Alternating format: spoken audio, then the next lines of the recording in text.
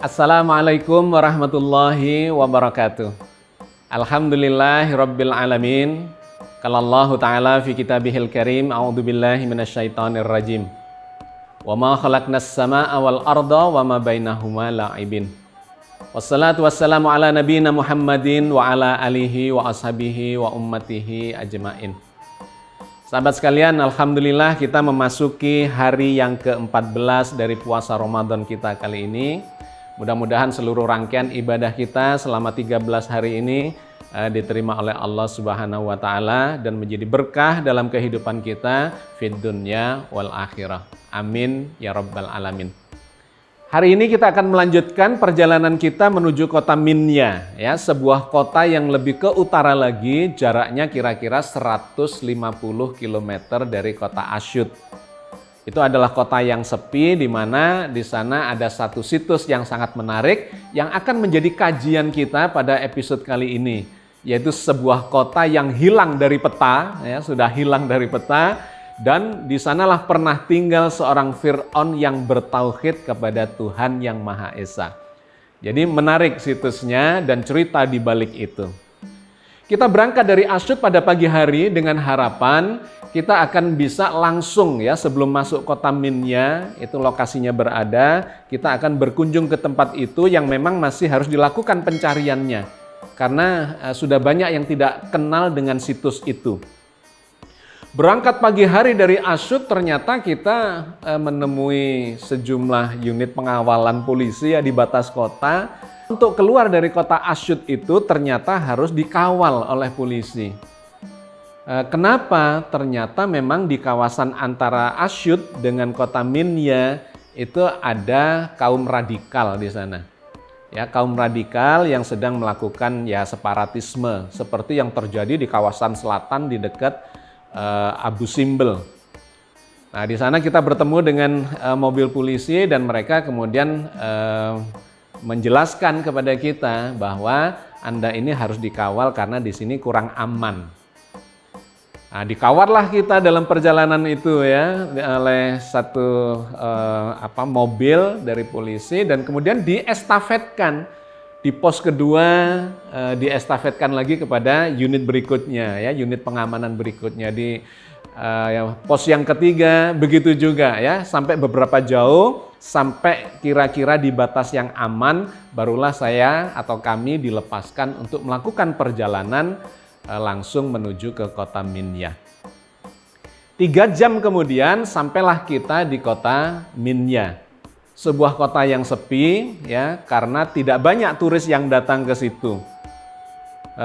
Tidak ada situs-situs yang dianggap menarik oleh para turis itu untuk datang ke sana. Tetapi kami mendapatkan cerita bahwa sesungguhnya di kota Minya, ya, di luar kota Minya, sebelum masuk ke kota Minya, itu ada sebuah situs yang pernah menjadi ikon yang cukup sentral di zaman Mesir kuno itu, tetapi kemudian di bumi hanguskan, dihancurkan, dan sekarang cuma tinggal puing-puingnya saja. Sehingga itu tidak menjadi situs yang menarik untuk dikunjungi oleh para turis. Nah, kami memutuskan untuk mencari situs itu, ya, kota yang hilang. Namanya adalah Akhetaten. Akhetaten ini adalah sebuah kota yang menjadi ibu kota dari salah satu generasi di dinasti yang ke-18.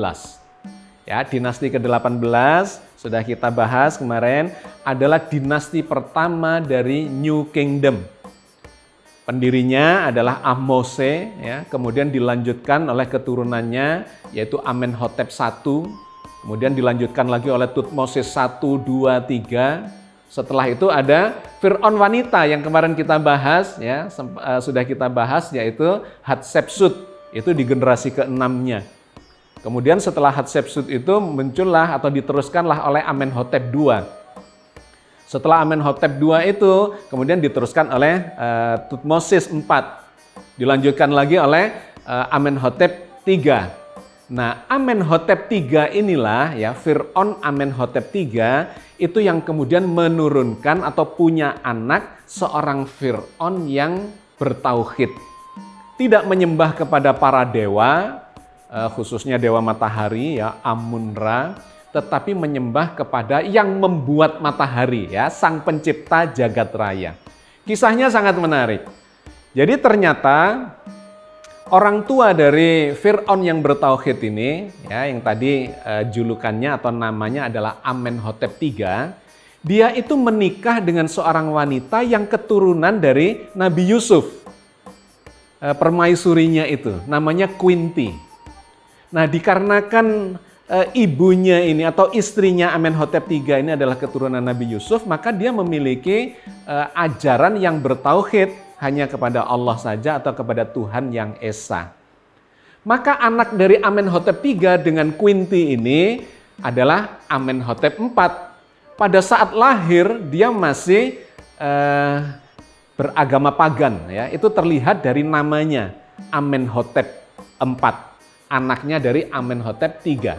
Kata Amen atau Amun ya itu menunjuk kepada nama dewa. Jadi itu lazim ya di kalangan Fir'aun Mesir itu mengidentifikasikan dirinya sebagai keturunan dewa. Karena itu kemudian menggunakan nama dewa ya. Amenhotep IV lahirnya itu masih menggunakan nama pagan. Tetapi karena didikan dari Quinty itu, kemudian dia ini berpindah keyakinan dari keyakinan pagan kepada keyakinan yang bertauhid hanya kepada Tuhan yang menciptakan segala jagat raya ini. Segala isi jagat raya ini termasuk matahari yang dianggap sebagai dewa terbesar di dalam kepercayaan agama pagan. Maka ketika Amenhotep III meninggal, digantikanlah oleh Amenhotep IV, kemudian dia mengubah namanya ya menjadi nama yang bertauhid kepada Tuhan yang satu, yaitu menjadi Echnaton. Kata Aton itu bermakna Tuhan yang Maha Esa. Echnaton itu bermakna hamba dari Tuhan yang Maha Esa. Jadi ini menjadi khas seperti yang diceritakan oleh agama Ibrahim ya. Agama Ibrahim itu adalah menjadi hamba dari Tuhan yang Maha Esa. Berbeda dengan agama pagan yang mengidentifikasikan dirinya sebagai keturunan ya, anak atau keturunan dari para dewa. Nah, maka ketika si Amenhotep IV ini dilantik kemudian menjadi atau berubah namanya menjadi Echnaton, dia memindahkan ibu kotanya. Yang tadinya ada di Luxor ya, dipindahkan sama dia membangun ibu kota yang sama sekali baru di dekat kota Minya yang sekarang kita kunjungi ini. Dia membangun sebuah ibu kota di pinggiran Sungai Nil ya yang sangat indah dengan karakter bangunan-bangunan yang berbeda dengan yang dibangun oleh para pendahulunya. Tidak ada orientasi kepada para dewa-dewi agama pagan, tetapi lebih kepada menonjolkan Tuhan yang Maha Esa. Nah, dibangunlah di sebuah kota di pinggiran Sungai Nil yang kemudian dinamakan sebagai Akhetaten. Akhetaten adalah ibu kota dari Fir'aun atau di zaman Fir'aun Echnaton. Di sana dia memerintah selama 15 tahun. Nah, terjadilah proses transisi ya di kerajaan Mesir kuno itu menuju kepada agama yang bertauhid. Nah, keadaan ini membuat marah para pendeta yang ada di Luxor. Kuil Luxor dan kuil Karnak itu merasa ditinggal oleh Echnaton itu. Padahal mereka di zaman Fir'aun itu menjadi legitimasi terhadap rakyat ya.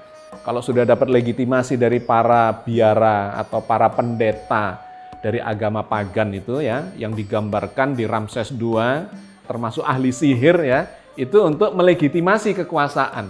Nah, para pendeta ini juga melegitimasi kekuasaan Fir'aun pada waktu itu. Begitu Echnaton meninggalkan mereka, mereka marah dan kemudian mencari cara untuk menghancurkan kekuasaan Echnaton itu. Nah, kesempatan diperoleh ketika Echnaton meninggal dunia. 15 tahun dia berkuasa, antara tahun 1352 sampai 1336 sebelum Masehi. Ya, sekitar 15 tahun dia sedang membangun era baru dalam kerajaan Mesir kuno itu, meninggal. Wah, itu kesempatan bagi para pendeta agama pagan untuk mengembalikan kepada kepercayaan agama pagan. Apa yang mereka lakukan? Mereka mempengaruhi keluarga istana itu. Dan ternyata ada yang bisa dipengaruhi, yaitu kakak iparnya Tutankhamun. Nah, Tutankhamun itu anaknya Echnaton ini sesungguhnya. Anaknya Echnaton. Tapi waktu itu ketika bapaknya meninggal, ya, si Echnaton atau Amenhotep IV yang sudah berubah nama menjadi Echnaton meninggal, Tutankhamun masih berusia anak-anak. Sehingga kekuasaan itu diwariskan kepada kakak iparnya namanya Smenkhare, dan Smenkhare itu ternyata pro dengan agama pagan. Sehingga dalam waktu 2 tahun masa peralihan itu digunakan oleh para pendeta agama pagan untuk memindahkan ibu kota itu kembali ke Luxor. Sebelum si Tutankhamun ini diangkat menjadi raja menggantikan bapaknya. Karena yang sesungguhnya punya hak untuk menggantikan Echnaton itu adalah Tutankhamun. Nah, pada waktu itu Tutankhamun namanya masih belum Tutankhamun tetapi Tutankaton, ya. Kata Aton itu menunjuk kepada Tuhan yang Maha Esa. Tetapi begitu ini dipindahkan kembali ke Luxor, ya, peralihan itu dalam 2 tahun, kemudian diangkatlah Tutankhamun yang masih anak-anak, masih usia 9 tahun, kemudian namanya, nama julukannya itu diganti dari nama Tutankaton menjadi Tutankhamun. Nah, kata Amun, ya, di belakang kata Tutankhamun, ya, Amunnya itu adalah menunjuk kepada dewa matahari, ya, Amun-Ra. Maka kembalilah keyakinan dari masyarakat pada waktu itu dan penguasa kepada agama pagan, dan ibu kotanya kembali ke selatan, yaitu ke kota Luxor. Dengan pemindahan ibu kota dari Akhetaten ke Luxor kembali itu, kemudian ibu kota yang lama ini, Akhetaten ini dihancurkan, di bumi hanguskan oleh para pendeta pagan itu. Tidak ada sisanya, tinggal puing-puing saja. Nah, itu yang menyebabkan situs itu kemudian tidak dikenal lagi pada saat kami melakukan kunjungan ke sana. Menarik, ketika kita melakukan pencarian itu, bertanya-tanya kepada para penduduk, itu tidak ada yang tahu nama Akhetaten itu ada di mana. Dicari di peta juga nggak ketemu. Nama Akhetaten itu tidak ada. Beda dengan Thebes, ya, yang menjadi Luxor atau Memphis. Padahal itu pernah menjadi ibu kota dari kerajaan Mesir kuno di zamannya Echnaton itu. Setelah kita telusuri lagi, ternyata namanya sudah berubah menjadi Tel El Amarna. Nah, Tel El Amarna itu Anda bisa melihat di peta sekarang ada nama itu. Ternyata itu adalah bekasnya kota yang hilang itu, yaitu kota Akhetaten. Hilangnya kota itu dan tidak tercatatnya di peta itu ditunjukkan oleh juga penduduk setempat yang tidak mengetahui kota itu. Akhirnya kami berusaha mencari ke sana kemari dan bertanya-tanya, ya, dimulai dari bertanya kepada penduduk setempat, tidak ada yang tahu. Hanya mereka menunjukkan arah di sana itu loh. Di tengah-tengah padang pasir sana, itu kayaknya ada reruntuhan, ya, bekas sebuah kota, tetapi tidak jelas itu kota apa. Akhirnya kami coba menelusuri ke sana dengan naik kapal feri. Mobil kita ikut naik kapal feri itu menyeberang, ya, ke seberang Sungai Nil. Sesampai di sana kita bertanya lagi, nggak ada yang tahu lagi. Kita mencari informasi, ada seorang tukang keledai, ya, yang punya keledai. Dan dia menyewakan itu. Kata dia, coba kalau memang yang mau dituju ke sana itu mobil sudah nggak bisa ke sana, kita naik keledai saja. Coba naik keledai, kemudian kita berjalan menyusuri yang ditunjukkan oleh masyarakat setempat itu. Tapi ternyata itu bukan, gitu ya. Bukan yang kita maksudkan, karena ternyata itu hanya bekas pemukiman saja. Keliling-keliling nggak ketemu, akhirnya kita memutuskan, ya sudahlah, kalau memang nggak ketemu kita langsung saja menuju ke kota Minya. Kita kembali ke tepi sungai Nil itu mau menyeberang pakai feri, tiba-tiba ada seorang sopir tuk-tuk ya namanya kalau di sini seperti bajai gitu ya. Supir tuk-tuk. Nah, mereka bertanya, "Anda mencari apa ke sini?" Karena melihat kita orang asing ya, bukan orang Mesir, bawa mobil dan seterusnya. Mereka atau dia mengira ini ada sesuatu yang dicari di situ.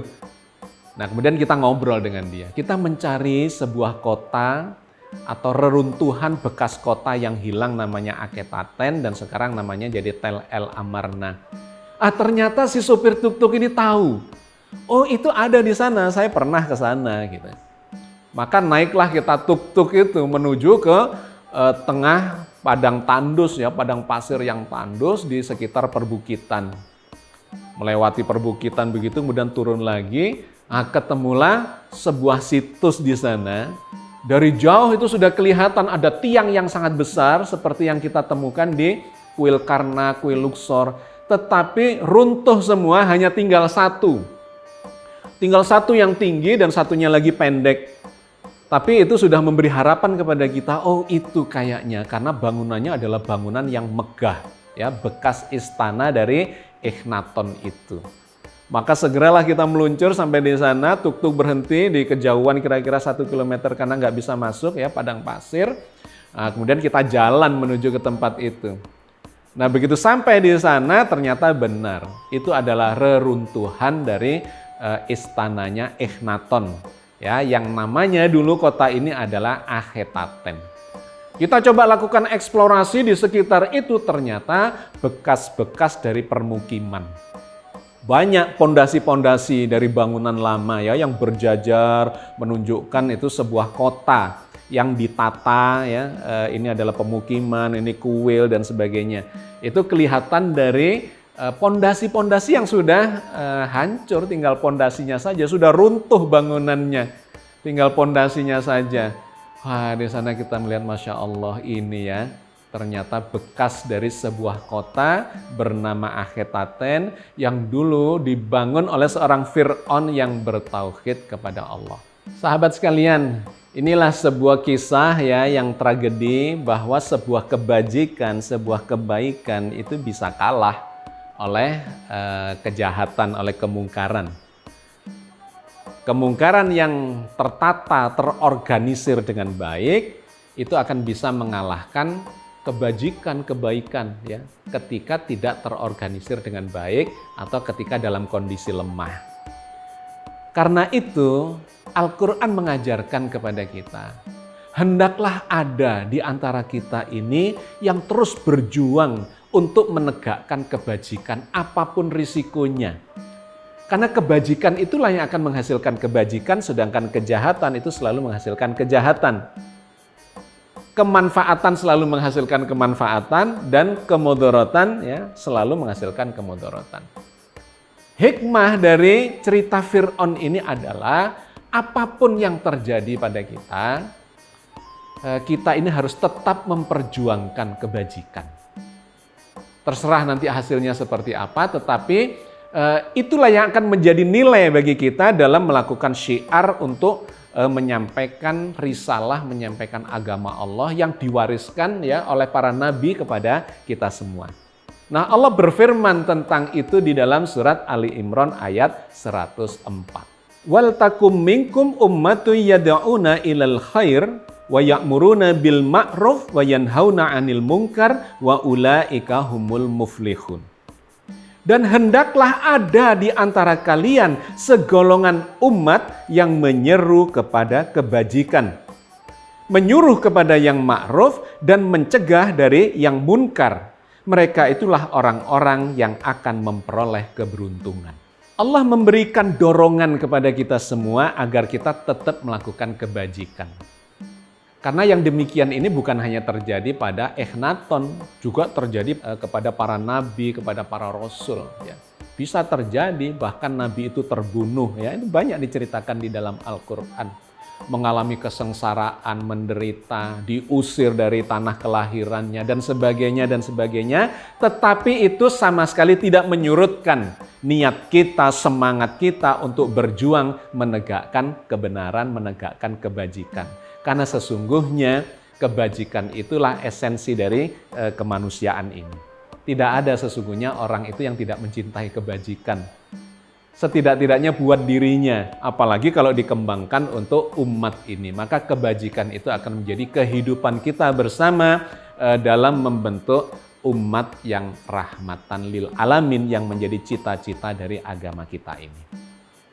Mudah-mudahan ini menjadi hikmah yang memotivasi kepada kita bahwa kebajikan itu harus diperjuangkan, dan pada akhirnya Allah akan memberikan kebajikan itu kepada kita semua fid dunya wal akhirah. Amin ya rabbal alamin. Assalamualaikum warahmatullahi wabarakatuh.